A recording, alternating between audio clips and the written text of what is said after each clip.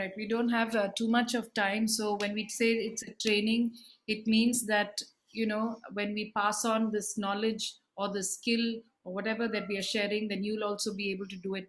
But we believe that with the limited time that we are working with, we will be able to share what we are doing, the Happy Families are doing every day. And so often we are getting calls from people who are weeping and sobbing, saying that I don't know what to do, I have no idea, my brother is dying, my sister is dying, they are on the ventilator, the doctors have given up all hope.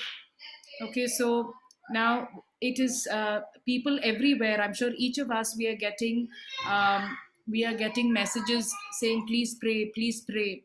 So instead of just assuring them that yes, we will pray, definitely we have to pray, but there is something else that we can do, because much can happen. Faith can move mountains.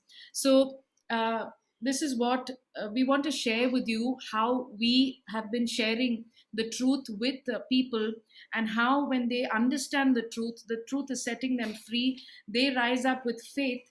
And because of that faith that operates, we are able to see that things are moving in their favor.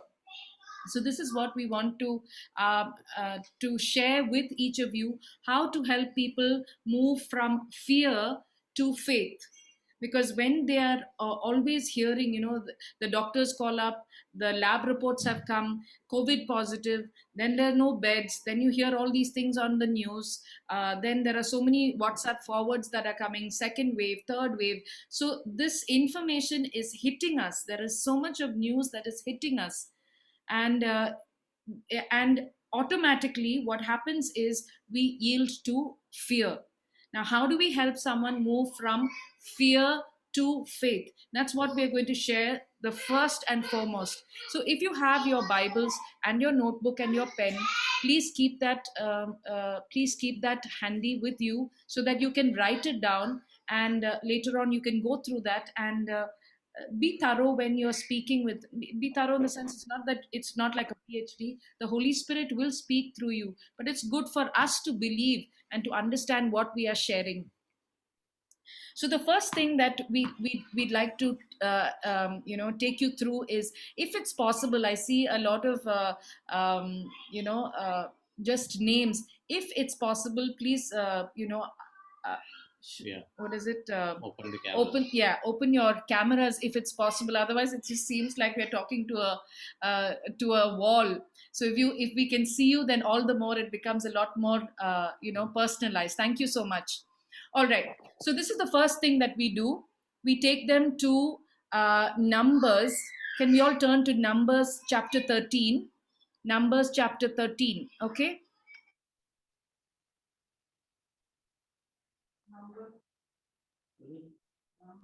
We go to Numbers chapter 13. Let me just give you um, you know a background of this. Now when we Excuse me, yes, can I?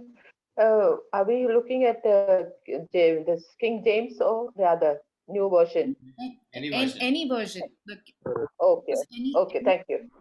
any Catholic Bible, if you have whatever Bible you normally use, you can use that. Okay, all right. Okay, thank you. So the first thing, when we reach out to people who are in distress, please listen to them. Don't be hasty to speak to them and comfort them. Please listen. Sorry. As I said. Yeah, please listen to them. And don't be in a hurry to give Jesus, and then make it that, okay, I now gave Jesus. That's not the point. They want to probably cry, they want to probably weep. Let them cry, let them weep, and when they have poured out their heart, you just give them a listening heart, and then you start sharing. Do not condemn. I'm sure nobody wants to condemn or judge, but it's often very easy for us to think that, why are they yielding to fear? Why can't they operate in faith? When we are in that situation, and so often we are all people, who are in the renewal, who are in faith, but when there is a crisis, we often find it difficult to operate in faith. So the first thing that we do is listen with empathy. Okay, if someone wants to cry, let them cry. After they cry, you have to help them with the truth. Now, what is the truth? Let's go to Numbers chapter 13. The context of this is that Moses, brought the Israelites out from Egypt, and they were on their way to the promised land. Now, just before they enter the promised land, Moses picks up 12 leaders from the 12 tribes of Israel and sends them to the promised land to do a recce, to go and see what is happening there, who are the people there, how is the soil over there, what is the produce over there.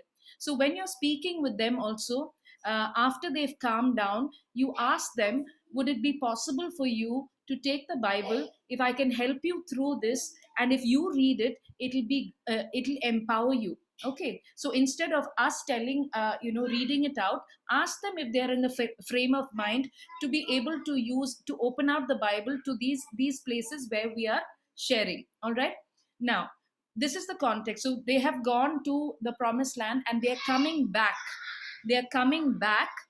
Nicelyn, if you can read that part, that is Numbers 13:27. They're coming back, and this is the report that they are giving to Moses and the Israelites. Okay, Nicelyn, 27. Yeah. And they told him, we came to the land to which you sent us. It flows with milk and honey, and this is its fruit. However, the people who dwell in the land are strong, and the cities are fortified and very large. And besides, we saw the descendants of Anak there. Okay. The Amalekites. Okay. We saw the descendants of Anak there. Okay. The scripture is Numbers chapter 13, verse 27. Now the next one, nicely, Numbers chapter 13, verse 33. 33. Okay. And there we saw the Nephilim, the sons of Anak, who come from Nephilim. And we seemed to ourselves like grasshoppers, and so we seem to them. Okay, great. So here we see how they've gone to the promised land. They've done a recce and they've come back. When they come back, they tell the Israelites and Moses, yes, indeed, this land is flowing with milk and honey, to say that, yes, this land that God has given us or is going to give us is a fertile land. Okay. They said that, this is the produce that we have brought from there. And then they say, what they saw, what they heard, what they experienced, they come back and share. But you know what? We saw milk and honey, but we saw giants there. There were giants over there, and they had fortified cities. And we looked like such small grasshoppers in front of them. They were huge. So this is what they saw. Is there anything wrong in coming back and reporting what they saw, what they heard, or what they experienced? I mean, if you ask us, we tell our children, don't exaggerate when you come back and say something, someone hit you, don't exaggerate. Come and tell me the truth. What happened? Correct? And that's exactly what these spies did. What they saw, what they heard, they came back and they reported it. Now, we say those are facts. Now let's look at what the Bible calls this, okay? What the Bible calls this kind of reporting. Nicelyn, Numbers 13:32. So they brought to the people of Israel a bad report of the land that they had spied out. Okay, excellent. Did you see what the Bible calls this report, this factual reporting called? A bad report. Yes. Someone said an evil report. My Bible, the Didache, the Catholic Bible, says they brought back an evil report. Another Bible says that they came back and spread lies. Was it lies? Was it lies? No, facts. They came back and reported facts, correct? So now we see what is it that they were operating in facts. And so what was happening is, when they operated in facts, they started yielding to fear, because they wanted to now just go back to Egypt. They were telling Moses, why did you bring us out here? We should have died there in Egypt itself. But let's look at two people who did not go by the facts, but who held on to the promise of God. Okay, the promise of God. Nicelyn, can you read 30? Numbers chapter 13, verse 30. But Caleb quieted the people before Moses and said, Let us go up at once and occupy it, for we are well able to overcome it. Absolutely. Someone who believes in the promise and holds on to the promise of God will not go by facts, will go by the promise of God, and will believe that, listen, if this is the promise of God, I can overcome it. I can capture it. Can we turn to Numbers chapter 14, verse 7? We see what Joshua and Caleb were saying. Numbers chapter 14, verse 7. Should I read it? Yes. Charles? Okay. And said to all the congregation of the people of Israel, the land which we passed through to spy it out is an exceedingly good land.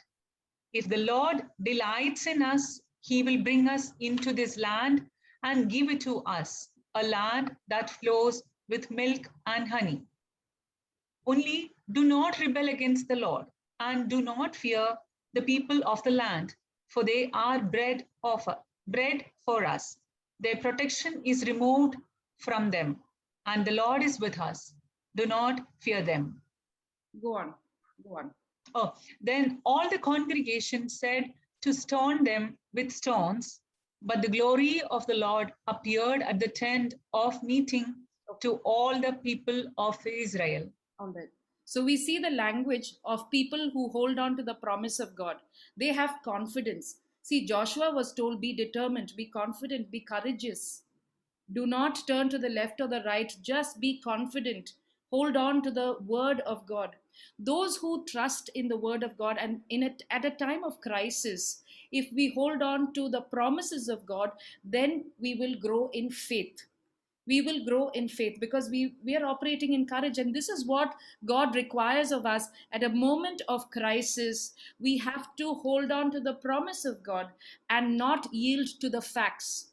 So now we are going to be talking to people who have a lab report that says COVID positive, and when they see that itself, they have panicked.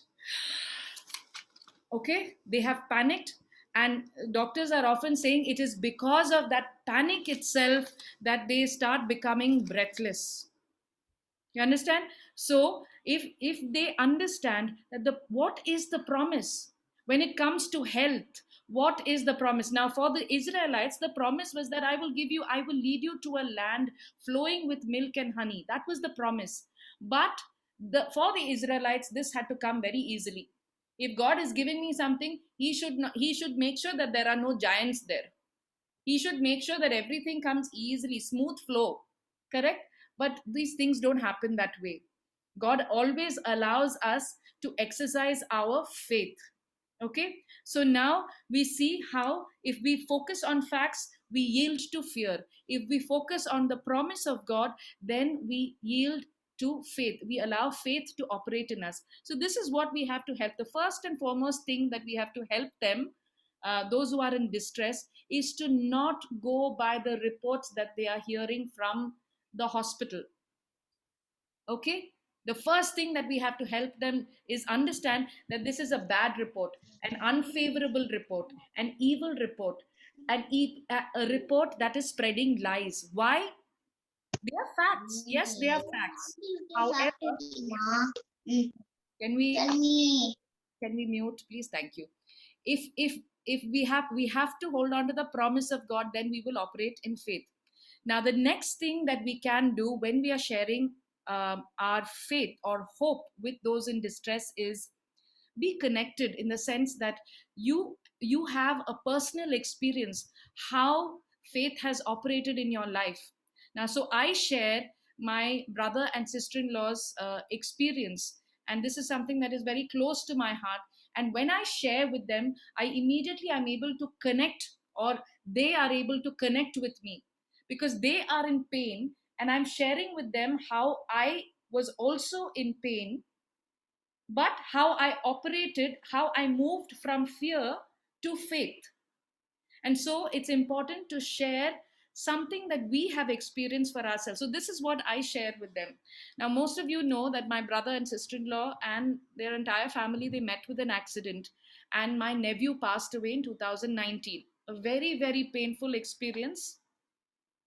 We know that this was not God's will, but God has turned it out for good, because I can see people who are able to connect, because the moment that I share this itself, they're able to connect with me. They don't think I'm preaching to them, because here is someone who has been through pain and maybe understands that I'm also going through pain. All right, so it's very important to share this little bit about our own lives.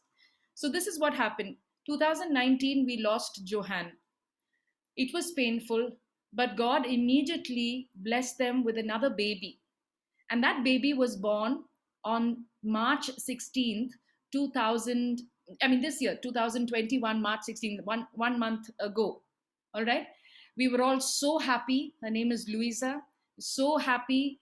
And my sister-in-law got discharged with the baby. She was at home for about 4 or 5 days. The next thing that I hear from my brother is that my sister-in-law and the little baby are in the hospital. Why? Because she came down with fever, and when they took the spinal fluid, they diagnosed that the baby has meningitis. So you can imagine the pain that the mother went through. She has just lost her son, and now this baby has meningitis. Okay. So I was told not to talk to her the first day because she didn't want to talk to anybody. But the next day, when I spoke with her, I could see that she was anxious. And although she was saying, Chaturji, please pray for me, I knew that, somewhere she was really heartbroken. So I said, let me share this truth with you. And this is something that for the very first time, that even I was sharing. So I told her, Mariam, Jesus has already taken Louisa's meningitis. I mean, whatever, it's not Louisa's meningitis, it's Louisa and her, whatever she's going through, this meningitis that has manifested in her, it has already been taken on the cross. And by his wounds, we are healed. Okay, by his wounds, the promise is. So now you can take down Isaiah 53:5. Isaiah 53:5. The next thing that we can share with those who are in distress is this: Isaiah 53:5. For he was wounded for our transgression, he was crushed for our iniquity. Upon him was the punishment that made us whole, and by his stripes we are healed. Now, the important thing over here is, how many times have we heard this verse of the Bible, isn't it? But the important thing for us to remember is that by his stripes, we are healed, which means that it's not that we may be healed or we could be healed, but by his stripes, we are healed, which means that all of our sickness, whatever sickness has manifested in us, has already been taken by Jesus on that cross. That's the promise. Like how Joshua and Caleb held on to the promise for our health, or for the health of our loved ones, or for anybody for that matter, even with non-Christians, when we share this, we have seen they come up, they bubble with hope.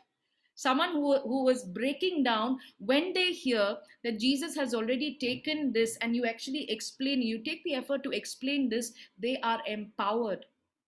So we explain, so now if Jesus has already taken the sickness upon himself and we are already healed, will we pray, Jesus, please heal me, Jesus, please heal me, Jesus, please heal my baby? No. What will we say? We will say, thank you, Lord, that by your stripes, the baby is healed. That's where now we take them to Philippians 4:6. Philippians 4:6. Nicely, can you read that? Philippians 4:6.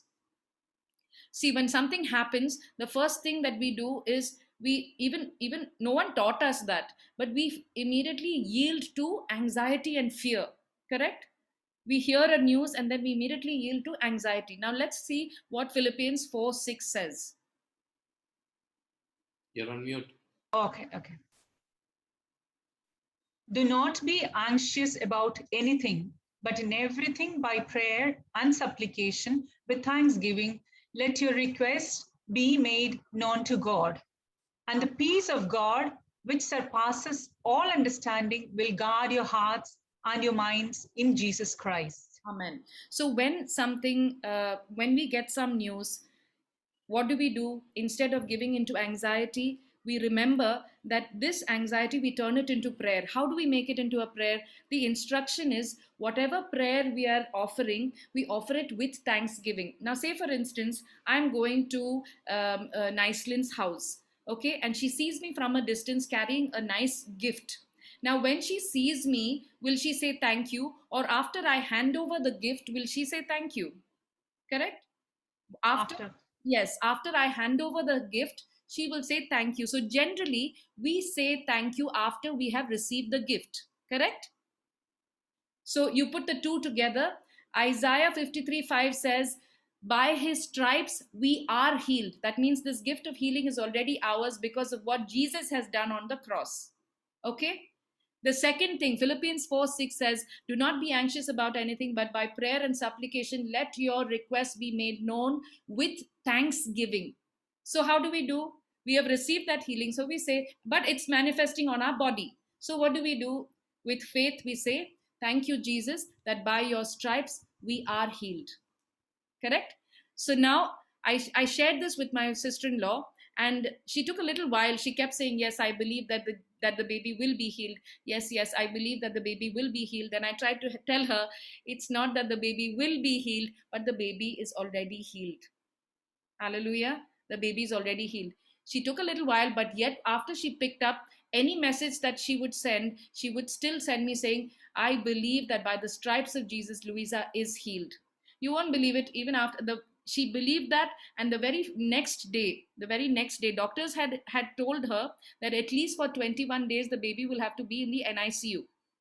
But the very next day, when she changed from fear to faith, and she changed her prayer as well, because it was based on her belief that she's already healed, the very next day Louisa was discharged from the NICU. All right. Now, while this was going on, this strengthened the faith of Mariam, my sister-in-law. So what did she do? She heard from her mother that her house help in Kerala and her granddaughter was diagnosed with a she's a 15-year-old girl. She was taken to the hospital, and then they did the scan, and all the reports showed that she had the last stages of cancer in her stomach, and she had just few days. This is what the report that the doctors gave. She had very few days to live. So Mariam, with whatever faith she now received, and the new conviction that she received, she shared this with her help at home, and said, Jesus has already taken it. Believe that she is healed. And this lady, who's a Hindu lady, she takes it as it is, because now it's coming from Mariam with great faith. So that faith has obviously been transferred to her, and she undergoes, this child, 15-year-old girl, goes through surgery, and then still the doctors have said, we have no hope of her surviving. So they take her to a hospital called RCC in Trivandrum, known for cancer patients, research. They take them there, and they do their own battery of tests and all of that, because they will not go with the diagnosis of another hospital.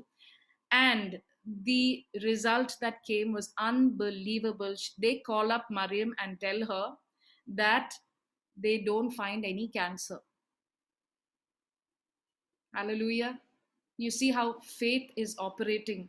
This was something that Mariam received, and she transferred it to, whoever she could give it to. She just gave it without looking at whether is this Christian, is this non-Christian, will they feel awkward. She just shared it, and see how God has been working in their lives. Now, this is something that I share just so that I'm able to connect, and they're also able to see that, okay, even if I don't operate in fear, and I operate in faith, something's going to happen, or something that has already happened is going to manifest.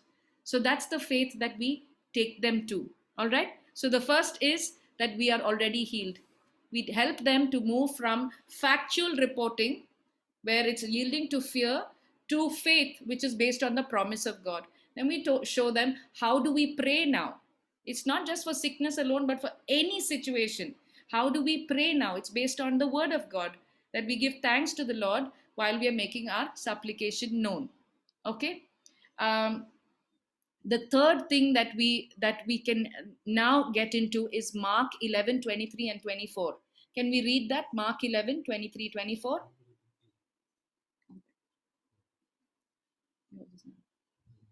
Mark 11, 23, 24. Someone going to read? Yeah. Yeah. Truly I say to you, whoever says to this mountain, be taken up and thrown into the sea, and does not doubt in his heart, but believes that he says will come to pass, it will be done for him. Therefore, I tell you, whatever you ask in prayer, believe that you have received it, and it will be yours. Yes. And whenever you stand praying, forgive if you have anything against anyone, Yes. so that your Father also, who is in heaven, may forgive your trespasses. Correct. So we are definitely operating from this premises that we have committed our life to the Lord. We are not continuing in sin or unforgiveness or any of those things. It's an understood thing that we cannot expect to live a life that is sinful. Yet we want what God can give us as well. So that's the premises that we are working on.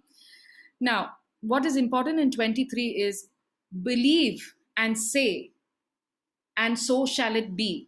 So our saying is so important. So if we go back to Genesis as well, there was darkness, but God did not speak about the darkness. He just spoke and said, let there be light. Correct? This is something that we have been hearing Brother Johnson say as well. It is so important, the words that we use, how important is it? Proverbs 18:21, we can show them, and this is something that has had a great impact on people. They suddenly see this and then they think, wow, that means I have to be careful about what I speak out. Proverbs 18:21 says, death and life are at the power of the tongue. So which is why we have to be careful about what we say. We are saying, if I say, oh, I'm feeling so tired now, I'm feeling breathless, I think COVID is really going to just overcome me. I'm what if I don't get a bed? What if I die? If I keep saying this, I'm going to, it's almost like, see, I am believing and I'm saying it, and so shall it be. Which is why we have to be careful about what we speak. What we speak is so important. See, generally we say, we see the rain and we say, it's raining, correct? But the Bible works the other way around. We have to say for things to happen. How do we normally we work in this way? We see the rain and we say, there is rain. But the Bible expects us, when there is no rain, said, yes, there is rain. And we are waiting for rain. There is rain. God has sent rain. Thank you, Jesus, that you have sent rain. So it's important what we speak. What we speak is very, very important. Now, please remember, we are not asking people to do any positive thinking. Okay? This is not about positive thinking. This is basing your life, building your life on the word of God, on the promises of God. Okay, which is different from positive thinking and willpower, working on willpower.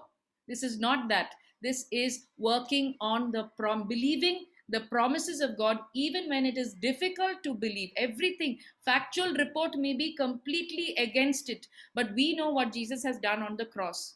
Correct? And so we believe that we are already healed. Now, you may ask then, if we are already healed, why these manifestations? I will tell you that in a little bit, but I'm going to ask Jose to help us with the power of the spoken word now. So in the natural world, what we say is what we see. Yeah, we see something and we say that. But in the spiritual world, we have to believe what is the promise of God, and we have to speak.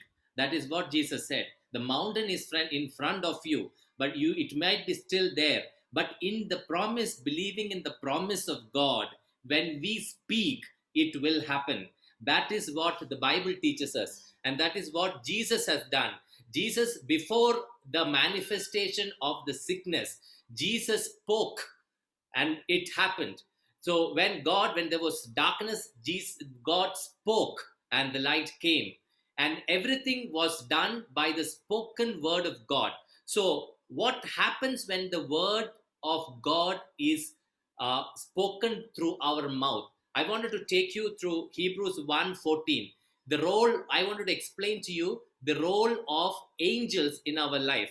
Hebrews 1:14 says, angels are ministering to those who are to obtain salvation, which means people who believe in Jesus. The angels are created for us to assist us in this world. So the role of angels in our lives is to assist our spiritual walk in this world.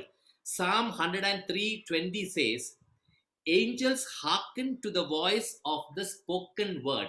When you speak the word of God, the angels of the Lord under the command of God picks up the word and go and do what that word is supposed to be doing.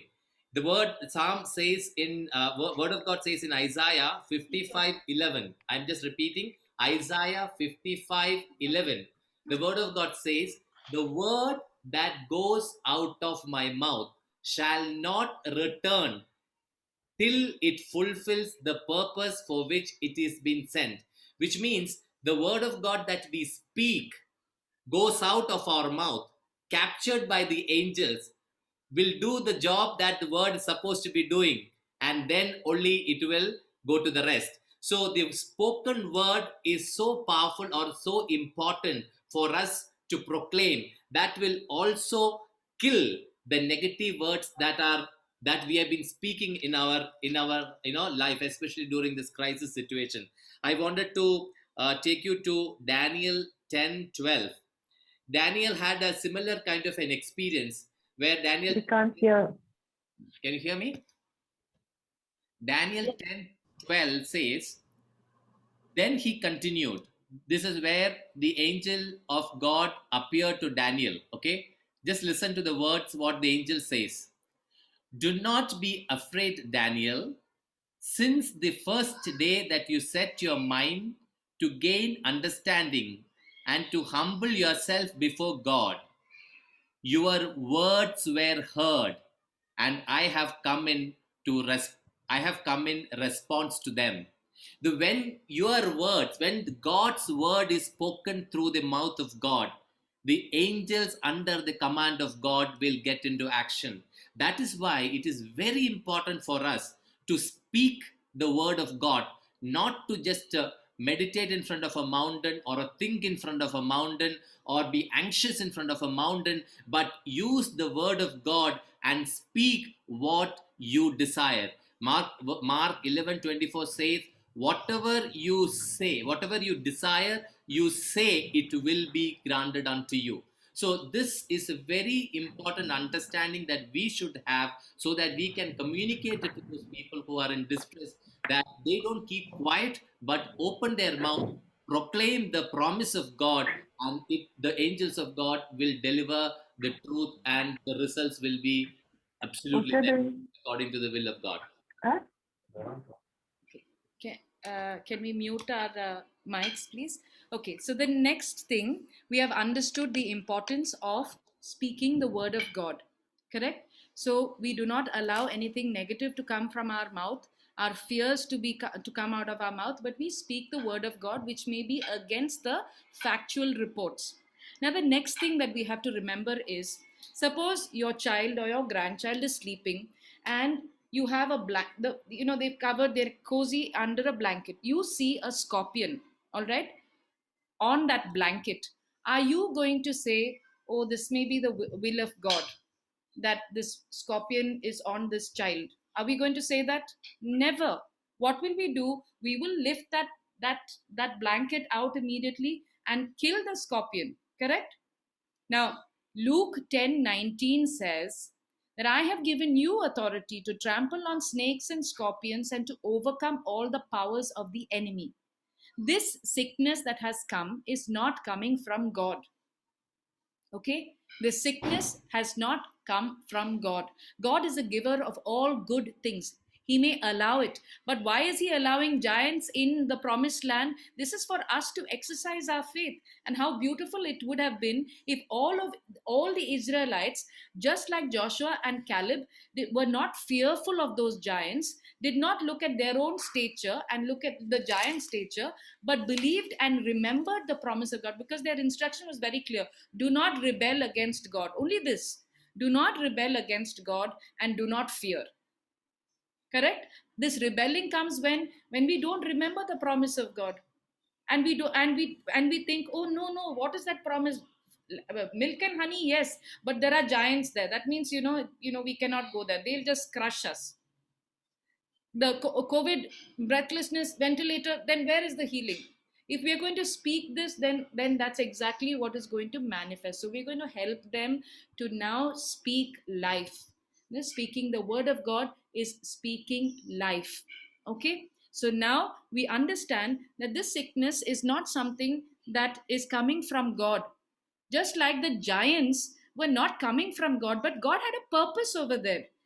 God had a purpose for our training over there, that we exercise our faith, believe that we are courageous, God is with us, even if they are giants, even if it is COVID positive, we believe the promise of God and go forth, proclaim it, go forth. The same God who allowed giants in the promised land is the same God who allowed, not caused, allowed sickness. This is a time for us to exercise our faith and go and overcome this COVID, and experience the health that Jesus has already blessed us with. Hallelujah. So when something happens against us, it's not a time for us to think that, oh, this God has allowed this. I mean, God, maybe this is God's will. No, God has a great plan for us, not plans for our destruction, but a great plan for our welfare and for our benefit. But the problem is, we want, as Christians, as people in the renewal, we want everything to come very easily. There should not be any giants. If there are no giants, then where will we exercise our faith? So when we see giants, now we have to rejoice, because we're going to exercise our faith and enter the promised land. We're going to exercise our faith and experience that health that Jesus has already given us on that cross. We should know what Jesus has done on the cross for us. If we don't know that as Catholics, then we are going to live a defeated life. All our life we're going to say, oh God, this is my fate, this is my destiny, this is what God has kept for me. No. God has kept a promised land for us. God has kept the health for us. What we have to do is now go forth with confidence, holding on to the promise of God. If there are giants, like Joshua said, they are like bread to us. They're like bread to us. These giants, this COVID is like bread to us. God has already given us the power to trample over it. But what are we doing? We are scared. We are fearful. God has said, rebuke that. When the storm came, Jesus turned around and calmed the storm, and then looked at the apostles and said, you have little faith. He was expecting the apostles to stand up and say, and rebuke the storm, instead of going to Jesus and pleading. Have we ever seen, because of pleading your faith, because of pleading your prayer has been answered, or because of your prayer your healing has been received? No. Jesus has always said, your faith has healed you. Your faith has healed you. Or maybe the paralyzed, the friend's faith has healed. Correct? So we operate in faith, not in fear, not going by the reports. Now, how do we rebuke? Take authority in the name of Jesus. I take authority in the name of Jesus. When we are speaking itself, we can take authority in the name of Jesus. I rebuke you. I rebuke you. I bind you and I command you. Let's say, Jesus said, you tell the mountain what to do, where to go. Correct? That's what Brother Johnson taught us, right? What to do and where to go. Uproot yourself from this person, from my loved one right now, and be thrown to the foot of the cross of Jesus, to be bound there eternally, never to return again. We have the authority. When are we going to realize that we have the authority? And if we don't realize, how are we going to share this and let others know, listen, you have the authority. You're not weak. You're not helpless. You're not hopeless. When we speak the word of God, we have angels. Now, someone called me saying that someone is absolutely serious. They have given up all hope. I said, let's speak life. Let's speak life. And God will send angels. If he needs to be moved to a private hospital, God will send angels. What is impossible for man is possible for God. We have to speak life. We have to speak life. Now, let me assure you one thing. What we have to be obstinate about is what God desires of us. What is God's will for us? Was it God's will that we remain, all holy and all pavam and say, oh no, there are giants there, I might as well not go there? No. God desires that we go there with confidence and capture that land. So the same way, we have to understand what is God's will. So we will be obstinate about what God wills for us. that we move in confidence, rebuke the spirit of infirmity, pray for a powerful fire anointing to be stirred up in us, and we walk with the Spirit. However, we will not be obstinate about the result. Yes, we will not be obstinate about the result. We will be obstinate about what God desires of us at a moment of crisis. But the rest of it, we are going to let it for God. Because you know what Jesus says? God says that the disciples went out everywhere and preached. And the Lord worked with them and confirmed his message with signs that accompanied it. Correct? Have we read that? It's, I think, in Mark 16:20, I think that's the reference. Whatever we speak, God is with us and he will confirm his message with signs. So we speak life, but we are not going to be obstinate that, it has to happen this way. We will fight tooth and nail right till the very end. And finally, what happens? Let's not be obstinate about that. Okay, so after we finish rebuking, see, nowhere has Jesus said, okay, I will do this tomorrow, or I will ask somebody else to come and rebuke. He has always rebuked, including the apostles and disciples. They've always rebuked the spirit, bound it, and cast it out. So we are also called to do that.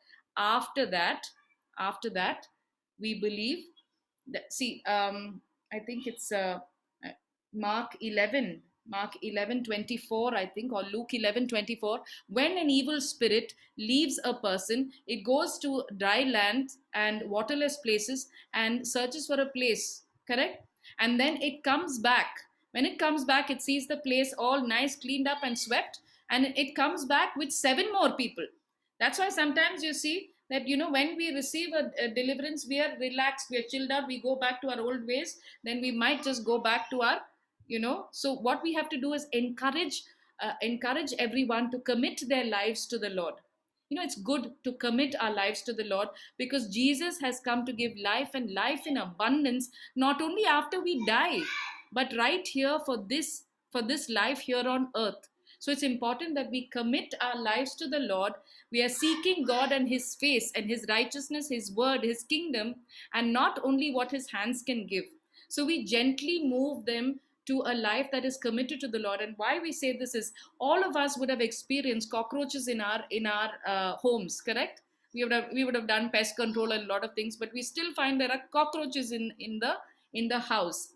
But have you ever seen a cockroach close to a full flame burner? All of us have stoves in our kitchen, correct? And if you switch on the stove and it's on full flame, have you seen even one cockroach anywhere next to that flame? Never. So that's why it's so important for us that we are on fire, and we allow this Holy Spirit fire to really be enkindled in us. Holy Spirit doesn't have to come from outside. He's already within us. The same Spirit that worked in Jesus, the same Spirit that was in the apostles, is within us. Which is why, if we call ourselves believers, right? We are believers. We all believe in Jesus. But what are the signs that will accompany a believer? Mark 16:17. Can someone read that? All of us are believers. All of us are believers. We call ourselves believers. We believe in Jesus. What are the signs that will accompany a believer? Can someone read that? And these signs will accompany those who believe. In my name, they will cast out demons. They will speak in new tongues. They will pick up serpents with their hands. And if they drink any deadly poison, it will not hurt them. They will lay their hands on the sick and they will recover. Amen. Amen. This is the sign of a believer. So are we believers? If we really believe in the truth, then we will go out. We will no more sit quietly in our homes and, take care of our own little, our children, and take care of our food and just make sure that we don't get COVID. Okay. Is that all that we are called for? We are called to reach out. And this is such a beautiful time that God has blessed us with, to reach out. And I can tell you that all of us who have been reaching out. So now when we get a prayer request, we're immediately looking at, how do we get this person's phone number? Or how do we get, if they're on the ventilator, then how do we get the loved one's, a phone number? And why? To reach out to them so that they can start operating in faith and move from fear, because fear comes from factual reports. Okay. And this is basically how we share it. And we have seen how people just, they're so anxious when they start off, and then after that they're on fire, they're on, they move into faith. And then even after that, if we tell them, can we pray with you, they're like, no, we're good. In fact, now when Sharu and I were discussing a couple of days back the script, we were just trying to make the script. I was not as aggressive as Sharu was, so we just sat together and made the script. So I was trying to understand this process. So I have still not spoken to people, okay, in this manner. So I was wondering what to speak and whom to talk. That starting problem I had. So the next day, I was sitting and praying. The Lord gave me Nehemiah 13, 13 and chapter 13 verses 2, 2 or 3. The curse, I will turn this curse into a blessing. So that verse, I had not gone deep into it, but that time, 3 days back, when I read that word, it gave me a very very deep hope and joy in my heart. And I thought about okay, maybe the Lord, so many things went bad in my life, so Lord is wanting to turn it around. So I came back. I did not tell anybody. 10 o'clock, I get a call from a lady. She started weeping. I didn't know what to tell her. And the first word she spoke to me was, my life is under curse. When the moment she said this curse, it struck me. Lord, this is what you spoke to me that morning. And I told her, sister, this verse is for you, not for me. And the moment I spoke that word, her crying suddenly became a joy, and she started with so much of hope and joy, she started responding. So I believe this word very true in this exercise. Luke 12:12. Read out, just write it down. Luke 12:12. Can you read nicely that verse? Luke 12:12.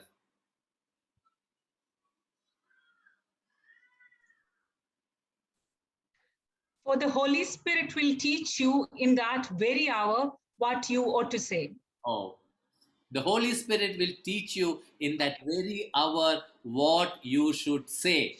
So we are not doing this because we are intelligent or we have learned some technique. No, we are operating in the power of the Holy Spirit. And it is the responsibility of the Holy Spirit to put in the right words in our mouth. And it is not our words, my dear brothers and sisters, that is going to heal the person or that is going to deliver the person. It is the power of the word of God.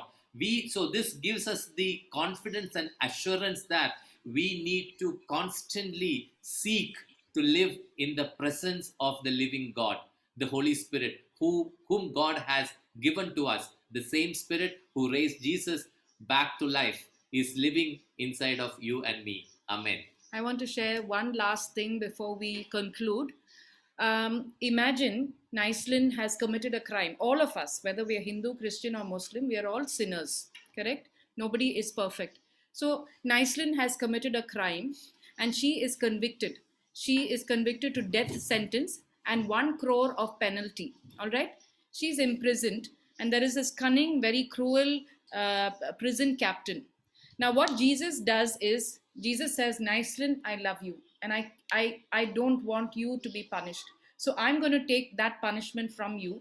And he says, listen, I'm going to take Naislin's place. I will die for her so she can be spared. I will pay that 1 crore as with my blood. So the judge of the court says, sure, okay, fine. If you are willing to do that, we will set Naislin free. Now, if Naislin does not realize what Jesus has done for her, she will still remain imprisoned.